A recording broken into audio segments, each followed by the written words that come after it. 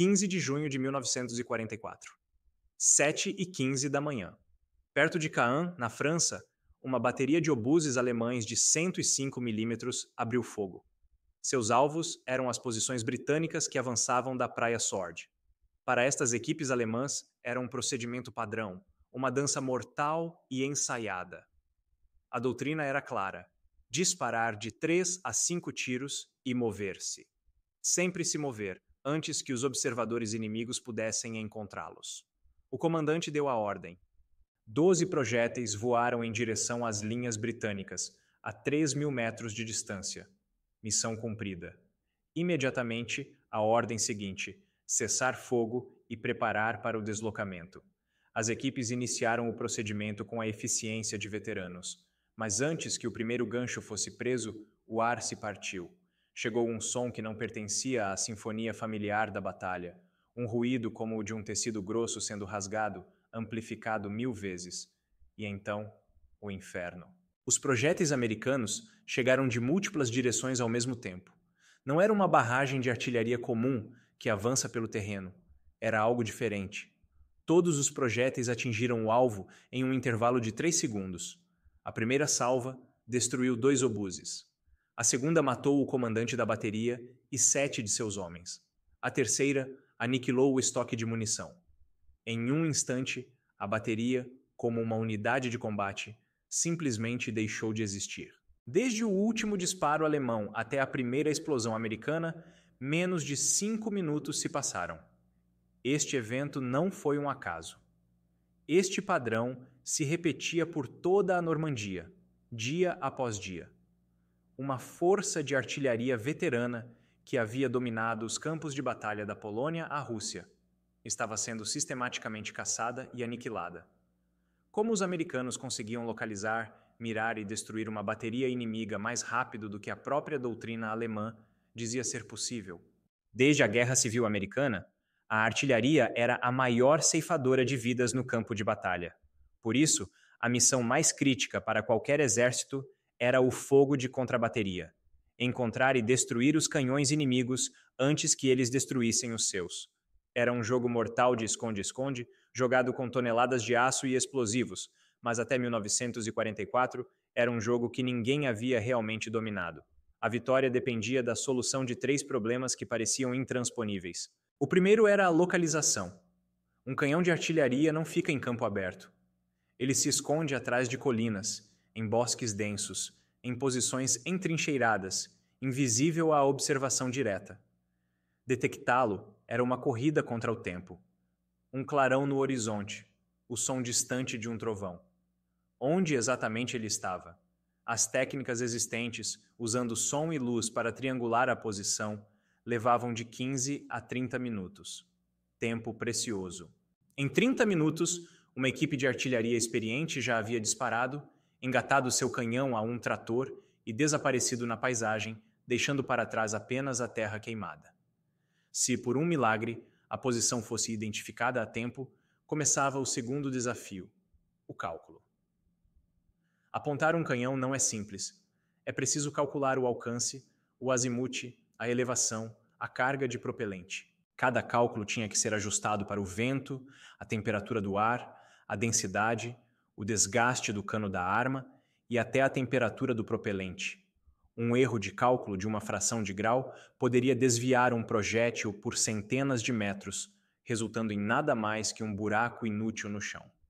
Mesmo com equipes treinadas, essa batalha contra a matemática e a física levava de 5 a 8 minutos para uma única bateria. Finalmente, havia o terceiro e maior obstáculo: a coordenação. Para aniquilar um alvo, o fogo de uma única bateria raramente era suficiente.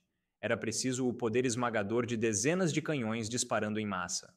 Mas coordenar múltiplas baterias era um pesadelo logístico. Exigia que todos tivessem mapas idênticos, dados de levantamento topográfico precisos e comunicação direta e constante. Cada bateria calculava seus dados de forma independente e atirava quando estivesse pronta. O resultado era que os projéteis chegavam ao alvo ao longo de vários minutos. Essa chuva de aço era mais como uma garoa esporádica, dando ao inimigo tempo vital para se abrigar. O processo inteiro Da identificação do alvo até um ataque coordenado, levava de 30 a 40 minutos. Os alemães eram mestres em explorar essa lentidão. Sua doutrina de atire e corra, aperfeiçoada na vastidão da frente oriental, era a contramedida perfeita. Eles sabiam que tinham uma janela de quase meia hora para disparar e desaparecer. Os projéteis inimigos quase sempre chegavam tarde demais, atingindo uma posição que já estava vazia. A mobilidade derrotava o poder de fogo descoordenado. Mas na Normandia, as regras desse jogo haviam mudado de forma abrupta e violenta. Os americanos haviam pego um processo de 40 minutos e o comprimido para menos de 9. Como eles conseguiram essa façanha que desafiava a lógica da guerra? A resposta não estava em um relatório de combate ou em uma nova arma milagrosa. Ela nasceu longe do caos da Europa, em um lugar de paz e estudo, 15 anos antes. O ano era 1930. Longe dos campos de batalha da Europa, na calma paisagem de Oklahoma, a escola de artilharia de campanha do Exército dos Estados Unidos em Fort Sill era um centro de pensamento militar. Lá, um homem chamado Major Carlos Brewer, diretor do Departamento de Artilharia, estava obcecado com um problema. Ele era um veterano da Primeira Guerra Mundial e havia testemunhado em primeira mão a lentidão e a ineficiência da artilharia. Ele sabia que a próxima guerra seria mais rápida, mais mortal e que a artilharia, como era, não conseguiria acompanhar. O problema era a descentralização.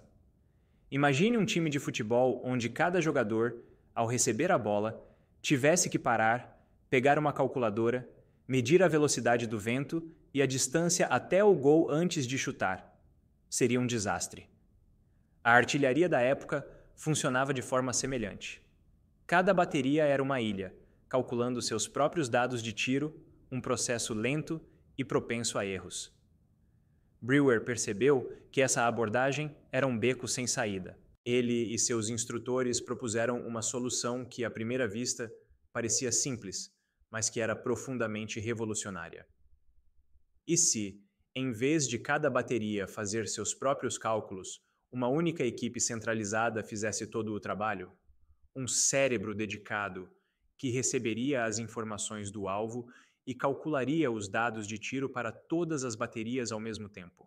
Este cérebro, que eles chamaram de Centro de Direção de Tiro, ou FDC, transmitiria então os comandos finais para cada canhão simultaneamente. A ideia era tirar o fardo do cálculo das mãos dos artilheiros no campo e colocá-lo nas mãos de especialistas em um centro de comando. Na primavera de 1931, a teoria foi posta à prova. 24 canhões, pertencentes a 3 baterias diferentes, foram posicionados. O FDC recebeu as coordenadas de um único alvo. Em minutos, os cálculos foram feitos e as ordens transmitidas. Então, em um instante coordenado, 24 canhões rugiram como um só. O sucesso foi total. O exército americano, reconhecendo o potencial, adotou o centro de direção de tiro como doutrina padrão.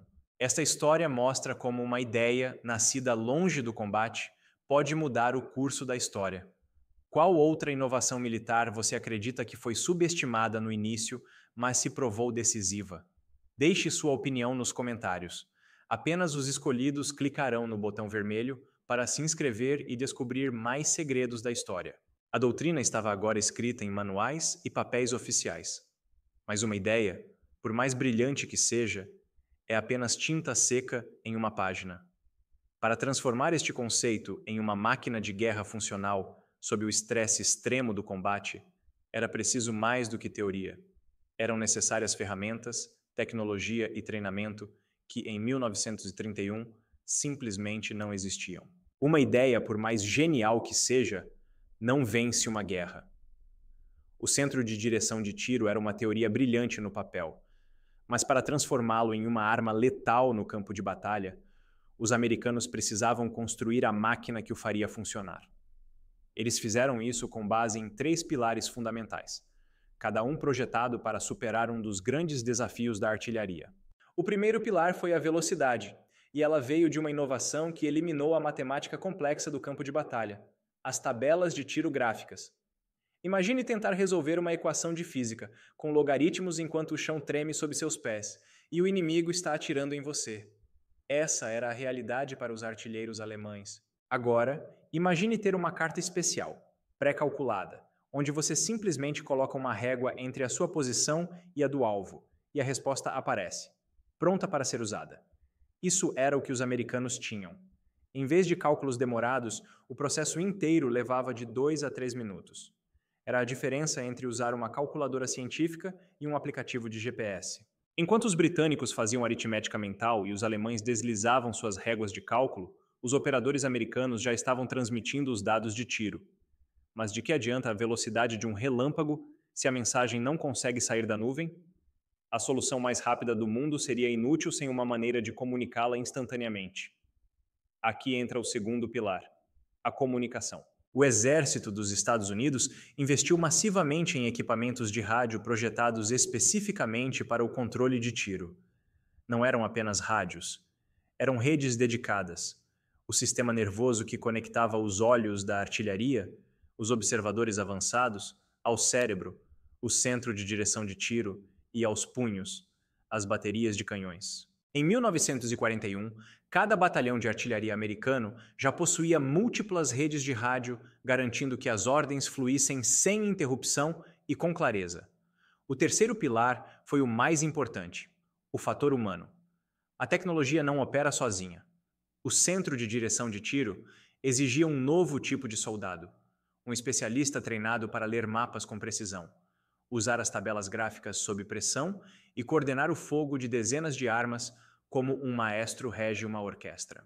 O exército criou escolas dedicadas exclusivamente para formar esse pessoal.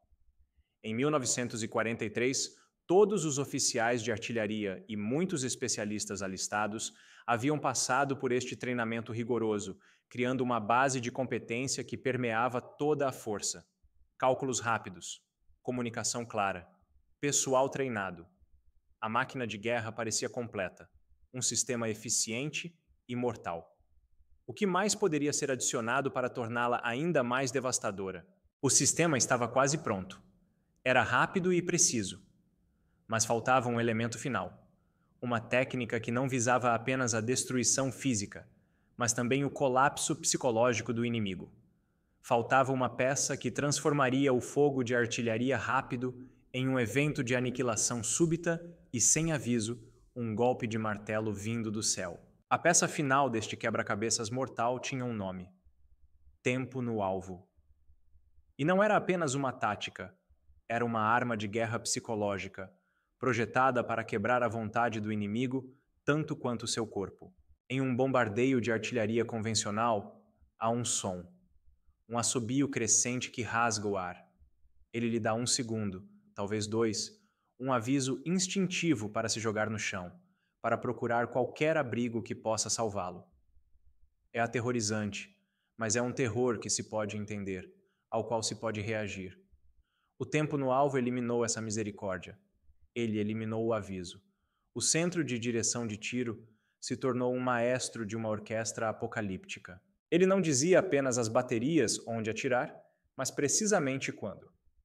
Para uma bateria a 10 quilômetros de distância, o tempo de voo do projétil poderia ser de 30 segundos. Para outra, a 15 quilômetros, poderia ser de 45 segundos. O centro transmitia uma contagem regressiva, e cada bateria disparava no momento exato para que todos os projéteis, apesar de suas jornadas diferentes, terminassem sua corrida no mesmo instante. Para o soldado no alvo, o resultado era incompreensível. Não havia assobio, não havia aviso. Um momento de silêncio de campo de batalha, e no instante seguinte, a realidade se desintegrava em um furacão de aço e fogo. Dezenas de projéteis, vindos de todas as direções, explodindo em uma janela de 3 segundos. Era uma aniquilação instantânea que não dava chance de reação, apenas de obliteração. Esta não era uma teoria. Em 1943, em Guadalcanal, as forças americanas usaram o tempo no alvo, em combate pela primeira vez. Na Normandia, eles o haviam aperfeiçoado a um nível industrial. Uma única companhia de infantaria sob ataque podia solicitar apoio e, em minutos, ter múltiplos batalhões, dezenas de canhões de todo um setor do corpo de exército, concentrando fogo simultâneo em sua frente. Era um poder de fogo que nenhum outro exército no mundo poderia igualar em velocidade ou coordenação. A capacidade de entregar o fogo estava resolvida de uma forma brutalmente eficaz. Os americanos haviam forjado o martelo mais poderoso do campo de batalha.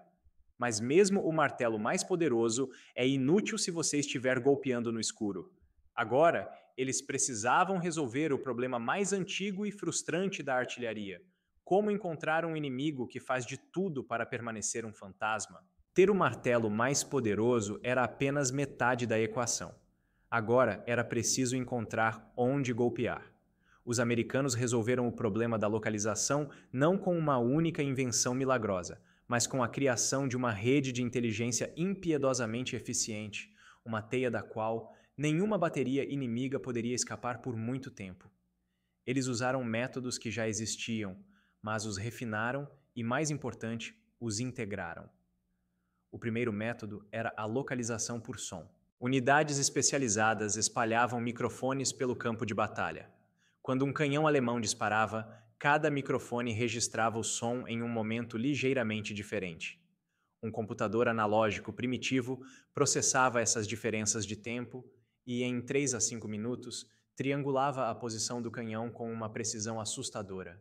Era como ouvir um trovão e, em vez de apenas saber que a tempestade está perto, saber exatamente qual árvore foi atingida. O segundo método era visual, a localização por clarão. Postos de observação, posicionados em locais estratégicos e com suas posições exatas mapeadas, observavam o horizonte. Ao ver o clarão de um disparo, cada observador informava a direção. Onde as linhas divisadas se cruzavam no mapa, lá estava a bateria inimiga. Funcionava melhor à noite, mas em dias claros era igualmente letal.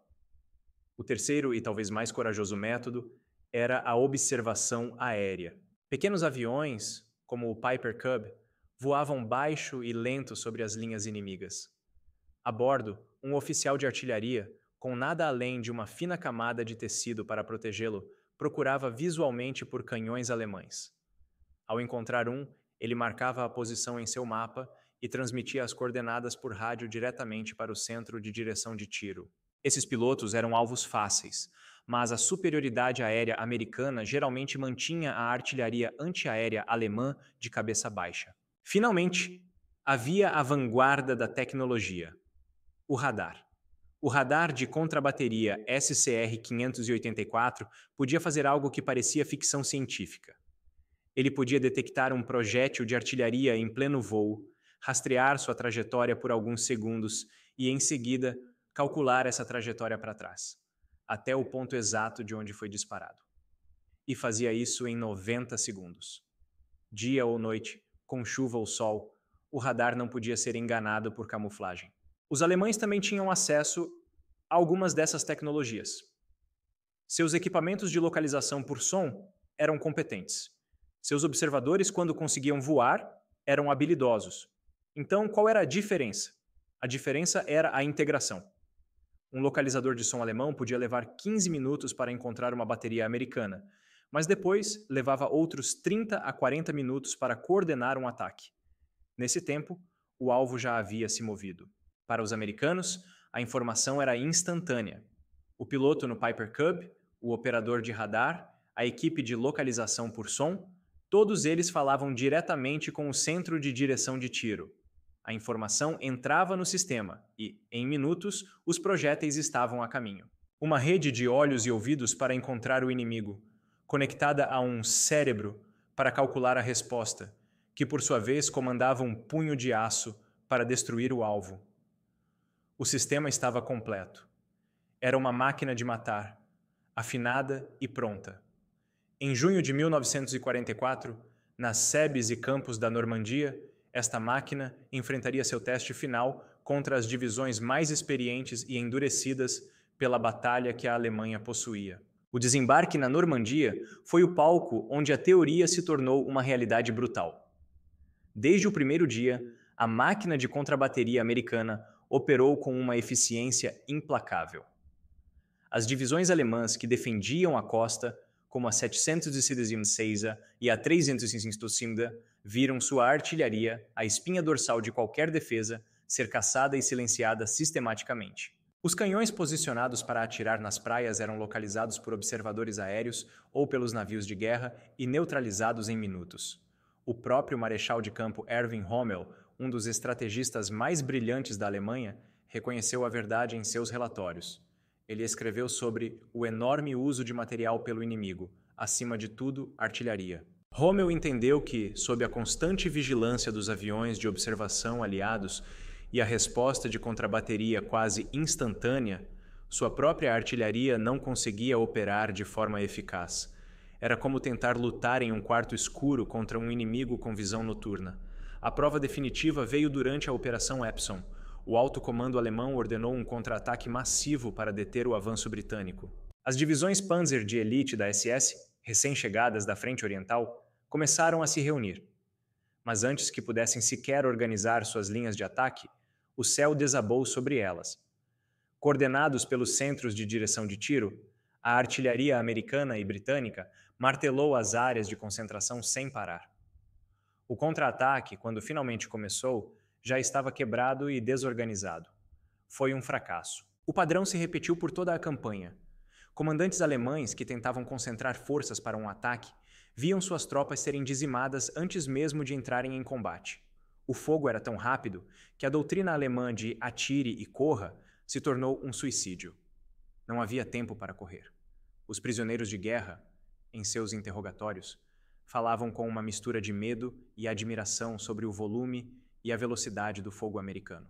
No final de julho de 1944, menos de 2 meses após o dia D, a artilharia alemã na Normandia, antes uma das armas mais temidas do mundo, foi descrita nos relatórios de ação americanos como leve a insignificante. Eles ainda tinham os canhões, eles ainda tinham a munição, mas não podiam usá-los. Disparar um canhão era como acender um sinalizador no meio da noite, um convite aberto à aniquilação. O sistema havia sido validado em sangue e aço. Ele havia quebrado a espinha dorsal da defesa alemã na França, mas a guerra ainda não havia terminado. Do outro lado do mundo, no Pacífico, um inimigo diferente estava observando, aprendendo com os erros alemães. E eles estavam se preparando para enfrentar este furacão de aço, não com força, mas com uma tática desesperada, nascida da certeza de que lutar de frente seria o fim. Em abril de 1945, na ilha de Okinawa, os fuzileiros navais americanos enfrentaram um inimigo que havia aprendido com os erros dos alemães. Os japoneses sabiam que não podiam sobreviver a um confronto direto com o sistema de contrabateria americano. Então, eles não tentaram. Eles adotaram uma tática de guerrilha, uma versão extrema do atire e corra. Suas equipes de artilharia emergiam de túneis e cavernas, disparavam 2 ou 3 tiros e, em seguida, abandonavam a arma, desaparecendo de volta para as profundezas da terra. Eles sabiam que a resposta americana chegaria em menos de 9 minutos. O objetivo deles não era lutar, era sobreviver para lutar mais um dia. Quando as tropas americanas avançavam para as posições de artilharia silenciadas, encontravam apenas canhões abandonados e bunkers vazios. O sistema de destruição parecia ter sido neutralizado, mas os americanos se adaptaram. Se não podiam destruir o inimigo, eles o suprimiriam. A nova tática era simples. Assim que uma bateria japonesa disparava, a artilharia americana não apenas respondia, mas martelava a posição por 30 minutos contínuos. O objetivo não era mais destruir o canhão, mas garantir que ninguém pudesse se aproximar dele. Enquanto a artilharia inimiga estava suprimida, a infantaria e os blindados americanos avançavam.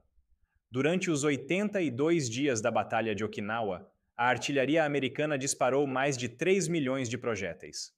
O general George Patton, um homem que vivia e respirava guerra de blindados, deu o crédito final à arma que tornou seus avanços possíveis. Ele afirmou que a guerra foi, em grande parte, vencida pela artilharia. A revolução iniciada em uma sala de aula em Oklahoma mudou a face da guerra para sempre. O centro de direção de tiro e o tempo no alvo são hoje a doutrina padrão em todos os exércitos modernos do mundo.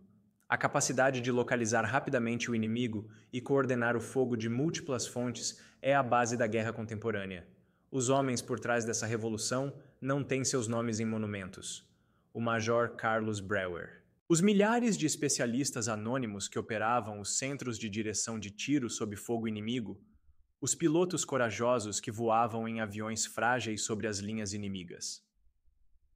Eles são os heróis esquecidos de uma vitória que não foi conquistada pelo gênio de um único homem, mas pela integração sistemática de tecnologia, doutrina e treinamento. Foi o triunfo de um sistema, um todo coordenado, que nenhum outro exército no mundo conseguiu igualar. A história está repleta de inovações silenciosas como esta, que mudaram o mundo de maneiras que mal podemos imaginar. Qual parte deste sistema você achou mais impressionante? A velocidade dos cálculos, a precisão do tempo no alvo ou a rede de localização? Compartilhe seus pensamentos nos comentários. Se você acredita que essas histórias merecem ser contadas, curta este vídeo para que outros possam descobri-las e inscreva-se para se juntar a nós na preservação da memória. Afinal, a história não é apenas sobre o que aconteceu, mas sobre por que aconteceu.